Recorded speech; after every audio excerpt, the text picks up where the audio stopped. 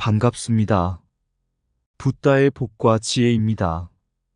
오늘 우리는 영원한 푸르름으로 문수보살은 동자의 모습으로 나타난다는 주제로 부처님의 진리와 대승불교의 깊은 가르침을 함께 나누고자 합니다. 문수보살이 동자의 모습으로 우리 앞에 나타나는 것은 지혜의 상징이자 영원히 새롭고 깨끗한 진리의 본질을 의미합니다. 부처님께서 설산에서 고행하셨던 길, 그리고 문수보살과 용수보살을 통해 전해져 내려온 대승불교의 가르침은 우리에게 중생을 교화하고 스스로 깨달음을 향해 나아가는 방편을 알려주십니다. 지혜는 늙지 않고 공의 실천은 끝이 없습니다. 오늘 이 자리가 부처님과 보살님들의 가르침을 다시 한번 깊이 새기고 우리의 삶 속에서 그 가르침을 실천할 수 있는 새로운 나침반이 되기를 기원합니다. 자, 그럼 영원한 푸르름으로 문수보살은 동자의 모습으로 나타난다. 그 진리 속으로 함께 해볼까요? 옛날 티베트의 한 작은 마을에 성실히 수행하던 한 스님이 있었습니다. 그는 오랜 시간 명상과 기도를 했지만 여전히 깨달음에 이르지 못해 고민하고 있었습니다. 어느 날 스님은 오대산에 있는 문수보살을 찾아가 지혜를 구하기로 결심하고 먼 길을 떠났습니다. 길고 험난한 여정 끝에 오대산에 도착한 스님은 마을 입구에서 어린 동자 하나를 만났습니다. 그 동자는 푸른 옷을 입고 맑은 눈빛을 띠고 있었습니다. 스님은 그 아이에게 문수보살이 계신 곳을 묻자 동자는 미소를 지으며 스님을 안내하기 시작했습니다. 아이는 산길을 걸으며 아무렇지 않게 지혜로운 말을 던졌고 스님은 그 말들이 단순한 아이의 말이 아니라 깊은 의미를 담고 있다는 것을 곧 깨달았습니다. 얼마 지나지 않아 동자는 사라졌고 스님은 비로소 그 동자가 바로 문수보살이었음을 알게 되었습니다. 그는 깨달았습니다. 진정한 지혜란 먼 곳에 있거나 복잡한 것이 아니라 어린 동자의 순수한 마음 속에 숨겨져 있듯 우리 마음 속에서 찾을 수 있는 것이라는 것을. 옛날 부처님께서 깨달음을 얻기 전 아직 시다르타 왕자였던 시절 세상의 고통과 괴로움을 마주하게 되었습니다. 왕궁 안에서의 풍요로운 삶에도 불구하고 왕자는 나이 든 사람, 병든 사람, 죽어가는 사람을 목격하며 생로병사의 진리를 깨닫고 중생의 고통에서 벗어나는 길을 찾기 위해 왕궁을 떠났습니다. 왕궁을 떠난 그는 설산으로 가서 고행의 길을 택했습니다. 이 길은 자신의 몸과 마음을 극한으로 밀어붙이며 진리를 찾고자 하는 것이었지만 6년간의 고행 끝에 그는 깨달았습니다. 고행만으로는 진정한 해탈에 이르지 못한다는 것을 말입니다. 부처님은 중도의 길을 찾아 몸과 마음의 균형 속에서 진리를 깨우치는 것이 중요하다는 사실을 깨달았습니다. 이때부터 부처님은 중생들을 교화하기 위해 균형과 조화, 즉 중도의 가르침을 전파하기 시작했습니다. 이 설산에서의 고행과 깨달음의 여정은 티베트 명상과도 깊이 연관되어 있습니다. 티베트의 많은 수행자들은 부처님의 이러한 고행과 깨달음의 방식을 나침반 삼아 자신들의 명상과 수행을 통해 고통에서 벗어나려 했습니다. 티베트 명상의 전통에는 여러 수행법이 있지만 특히 남종선과 니파사나 수행은 마음을 바로잡고 자신의 내면을 깊이 탐구하는 데 초점을 맞추고 있습니다.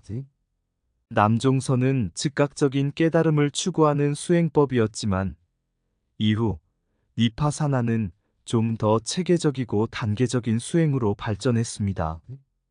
이는 부처님이 설산에서 고행을 통해 깨달음을 얻기 위해 고군분투하셨던 것처럼 하나의 고통을 넘어서 더 깊은 내면의 진리를 찾는 과정과 비슷합니다. 부처님의 가르침을 나침반 삼아 티베트의 수행자들은 이러한 명상과 수행을 통해 자신의 마음속 고통과 혼란을 극복하고 깨달음으로 향하는 길을 찾았습니다. 진리는 고행 속에 있지 않고 중도의 길에서 찾을 수 있다. 몸과 마음의 균형 속에서 깨달음은 자라난다. 고통을 넘어선 자가 진정한 자유를 얻는다. 삶의 나침반은 부처님의 가르침 속에 있다. 지혜는 설산에서 오는 것이 아니라 마음의 깨우침에서 온다. 중도의 길을 따르는 자는 흔들리지 않는 평화를 얻는다. 고통이 끝날 때 그곳에 깨달음이 있다. 명상은 마음의 고행이 아닌 마음의 자유를 찾는 여정이다. 부처님은 길을 보여주셨고 우리는 그 길을 따라 걸을 뿐이다. 고행의 끝에 남은 것은 지혜의 씨앗이었다. 남을 구제하려면 먼저 자신을 깨달아야 한다. 마음속의 설산을 넘을 때 진정한 깨달음이 온다. 지혜는 어린 동자의 순수한 마음 속에서 꽃핀다. 수행은 먼 길이지만 그 끝은 항상 우리 안에 있다. 중도는 고통을 피하는 길이 아닌 고통을 이해하는 길이다. 오랜 세월 동안 문수보살은 지혜를 상징하는 보살로 숭배되어 왔습니다. 그가 어린 동자의 모습으로 나타나는 것은 단순한 형상이 아니라 깊은 상징적 의미를 담고 있습니다. 문수보살이 지혜의 보살로 어린 모습으로 나타나는 이유는 바로 깨달음이 단순하고 순수한 마음에서 비롯된다는 사실을 보여줍니다. 문수보살의 신앙은 인도에서 시작되어 중국, 한국, 그리고 티베트까지 널리 퍼졌습니다. 특히 중국의 오대산은 문수보살이 머무는 성지로 알려져 있으며 많은 이들이 그곳에서 문수보살의 가르침과 지혜를 구하려 했습니다. 오대산에서 만난 문수보살은 어린 동자의 모습으로 나타났으며 이는 지혜란 나이가 들고 복잡한 생각을 쌓는 것이 아니라 순수한 마음으로 진리를 깨우치는 것임을 상징합니다. 하루는 한 스님이 오대산에 문수보살을 만나러 찾아갔습니다. 그는 오래도록 수행했지만 깨달음에 이르지 못해 방황하고 있었습니다. 그곳에서 스님은 한 어린 동자를 만났고 그 동자는 맑은 눈빛으로 스님을 바라보며 아무 말 없이 그를 안내했습니다. 스님은 동자와 함께 산길을 걸으며 동자가 전하는 단순한 말 속에 깊은 지혜가 담겨 있다는 것을 느꼈습니다. 동자는 대화 속에서 삶의 진정한 의미는 세상의 모든 현상을 있는 그대로 받아들이고 집착에서 벗어나는 것이라고 이야기했습니다. 순간 스님은 깨달음을 얻었습니다. 복잡한 논리가 아니라 어린 동자의 순수한 마음 속에서 진리가 숨겨져 있음을 깨달은 것이었습니다. 이 이야기에서 문수보살의 어린 동자 형상은 우리가 진정한 지혜를 추구할 때 순수함과 단순함 속에서 그 답을 찾아야 한다는 가르침을 전해줍니다. 부처님의 가르침 속에서도 진리는 복잡하게 해석될 필요가 없고 바로 우리 삶 속에서 단순하게 실천될 수 있는 것입니다. 문수보살의 지혜는 인도에서 시작된 불교의 대승적 가르침이 중국과 한국, 그리고 티베트에 이르기까지 널리 퍼졌습니다. 그 속에서 지혜는 단순한 학문적 지식이 아니라 삶을 바라보는 올바른 관점과 행동을 통해 나타나는 것입니다. 문수보살의 가르침은 그 지혜를 우리의 일상 속에서 실천할 수 있는 방법을 제시해 줍니다. 참된 지혜는 복잡한 논리가 아니라 단순한 진리 속에 있다. 문수보살의 어린 모습은 지혜는 나이와 상관없이 얻을 수 있음을 뜻한다. 세상을 있는 그대로 바라보는 자, 그 안에서 진리를 깨우친다. 집착을 버리면 마음이 맑아지고 맑은 마음에서 지혜가 싹튼다. 지혜는 고요한 마음 속에서 빛난다. 어린아이의 순수함으로 세상을 바라보라. 그곳에 깨달음이 있다. 지혜는 멀리 있지 않고 마음 속의 단순함 속에 숨겨져 있다. 문수보살의 가르침은 복잡한 문제 속에서도 단순한 해답을 찾는 것이다. 지혜란 모든 것을 알고자 하는 것이 아니라 있는 그대로 이해하는 것이다.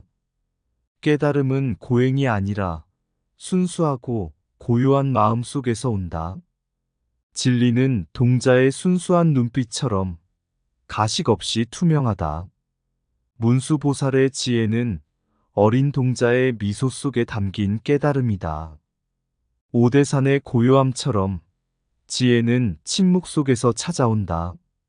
지혜는 배우는 것이 아니라 내면에서 발견되는 것이다. 용수보살은 대승불교에서 가장 중요한 철학자인 동시에 반야 사상의 중심 인물로 알려져 있습니다. 그의 가르침은 특히 중론에서 나타난 공의 사상으로 대표되며 이는 우리가 세상을 어떻게 바라보고 이해할 것인지에 대한 깊은 통찰을 제공합니다. 공의 개념은 모든 존재와 현상에 대한 집착을 끊고 그 실체 없음을 깨달음으로써 자유로워지는 수행의 핵심입니다. 용수보살의 가르침 중 가장 중요한 것은 바로 공의 깨달음입니다. 그는 모든 것이 본질적으로 비어 있으며 우리가 보는 세상은 고정된 실체가 없다는 것을 설명했습니다. 이는 부처님의 가르침인 연기와도 깊이 연결되어 있으며 모든 것은 인연에 의해 생기고 소멸한다는 이치입니다. 이 공의 진리를 깨닫는 것이야말로 대승불교 수행에서 가장 중요한 단계 중 하나입니다. 하루는 용수보살이 한 수행자를 만났습니다. 그 수행자는 오랜 기간 동안 고행을 하며 깨달음을 구하고 있었지만 마음속에 여전히 집착이 남아 있었습니다. 그는 용수보살에게 다가가 물었습니다. 존자여, 저는 오랜 세월 동안 고행을 하며 깨달음을 구했으나 아직 진리에 이르지 못했습니다. 무엇이 잘못된 것입니까? 용수보살은 미소를 지으며 말했습니다. 네가 고행을 통해 구하고자 한 것은 진리가 아니라 집착을 내려놓지 못한 너의 마음일 뿐이다. 모든 것은 공하며 그 어떤 것도 고정된 실체가 없다. 네가 집착하는 것은 그저 마음속의 그림자일 뿐이니 그것을 버려라. 수행자는 깨달음을 얻기 위해 노력했지만 사실은 자신이 만들어낸 생각과 집착에 갇혀 있었다는 것을 깨달았습니다. 용수보살의 가르침은 그에게 큰 전환점을 가져다 주었고 그는 더 이상 고행에 집착하지 않고 마음속에 집착을 내려놓는 방법을 배웠습니다.